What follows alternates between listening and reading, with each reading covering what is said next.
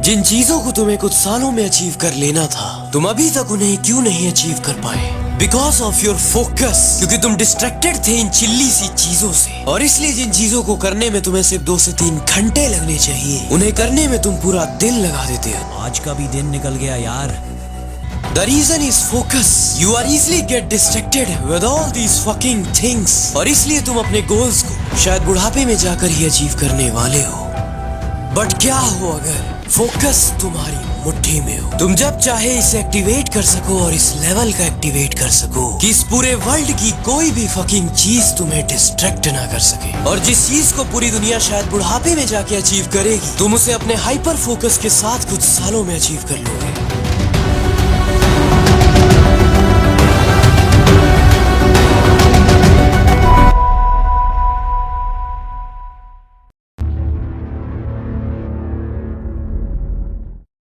ये है उन लोगों के पूरे दिन का ग्राफ जो अपने लाइफ में हाईली सक्सेसफुल हैं और वो अपने काम को कभी टालते नहीं हैं और वो इतने फोकस के साथ काम कर पाते हैं कि ये चिल्ली सी चीजें उन्हें डिस्ट्रैक्ट नहीं कर सकती। और इसलिए वो अपनी लाइफ में इतना सब कुछ इतनी जल्दी अचीव कर पाते हैं। और ये है उन लोगों के पूरे दिन का ग्राफ जो अपनी लाइफ में कुछ खास अचीव कर नहीं पाए हैं। ये लोग चीजों को बाद में करने के लिए टालते हैं क्योंकि काम को करने का मन ही नहीं करता और पूरा दिन डिस्ट्रैक्टेड रहते हैं। और पता है इन दोनों में इतना बड़ा डिफरेंस क्यों है? क्योंकि जो तुम ये लाइन देख रहे हो, ये लाइन डोपामिन की लाइन है। और ये 1% लोग इस डोपामिन की गेम को बहुत अच्छी तरह से समझते हैं। ये है इनके सुबह से लेकर शाम तक का डोपामिन का ग्राफ। ये कोई भी ऐसी चीज जो इन्हें बिना किसी अचीवमेंट के डोपामिन के हिट्स दे, उन्हें हाथ भी नहीं लगाते। मतलब no social media, no TV and no fucking time pass with family and friends. और पॉर्न तो बिल्कुल भी नहीं।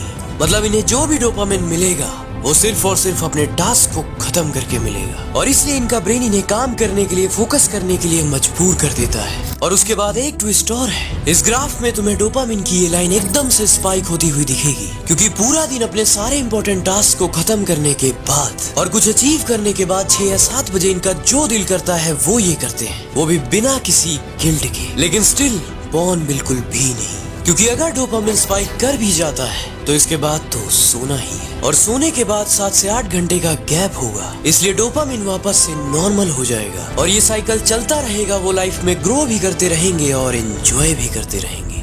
और वहीं तुम सुबह या दिन में रेस्ट करने के नाम पे, खुद को फ्रेश करने के नाम पे दूसरों के अचीवमेंट्स को देखकर डोपामिन के हिट्स ले लेते हो। और फिर जब तुम काम करने बैठते हो तब तुम्हें मजा नहीं आता। और कभी तुम अपना कोई टास्क खत्म कर भी लेते हो तो तुम रेस्ट के नाम पे अपने फोन का यूज करते हो। और इससे इतना ज्यादा डोपामिन रिलीज होता है क्योंकि इसको बनाने वाले वर्ल्ड के टॉप एक्सपर्ट्स हैं, जिनका मकसद ही यही है कि तुम्हारा ज्यादा से ज्यादा डोपामिन रिलीज हो ताकि तुम इनके प्लेटफॉर्म पर रहो। और इसलिए तुम एवरेज काम करते हो और एवरेज रह जाते हो और at the end of the day regret करते हो। इसलिए जब तक तुम अपने मोस्ट इंपोर्टेंट टास्क को, study, scripting, editing, whatever it is, खत्म ना कर लो, avoid unrealistic dopamine hits. Even शाम से पहले अपनी फैमिली एंड फ्रेंड्स के साथ एंजॉय करना भी तुम्हें फालतू के ही डोपामिन्स देने वाला है। इन सब चीजों को टाइम दो, लेकिन इवनिंग में। लेकिन उससे पहले नो सोशल मीडिया, नो बाहर का food, no family and no friends.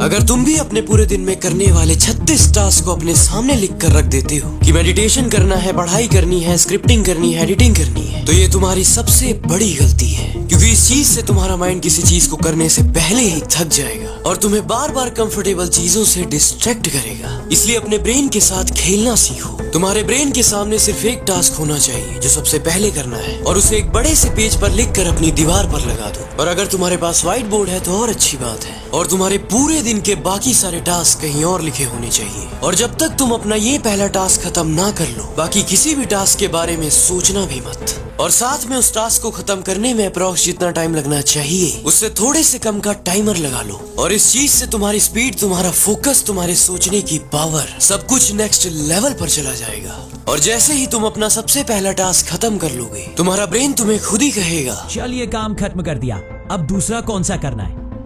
फिर दूसरा टास्क पिक करो और उसे अपने सामने लिखो। और हाँ, जैसे ही तुम अपने टास्क को अपनी दीवार के सामने लिख दो, उसे स्टार्ट करने में 3 मिनट से ज्यादा का डिले मत करना, वरना प्रोक्रेस्टिनेशन की वजह से उस एक टास्क पर ही तुम पूरा दिन अटके रह जाओगे। टास्क के दीवार पर लिखे जाने के 3 मिनट के अंदर count 1 2 3 and just start the work. और अगर तुम इस वीडियो में बताई गई हर चीज को फॉलो करते हो तो किसी का बाप भी तुमसे, तुम्हारे फोकस को, तुम्हारी सक्सेस को तुमसे छीन नहीं सकता।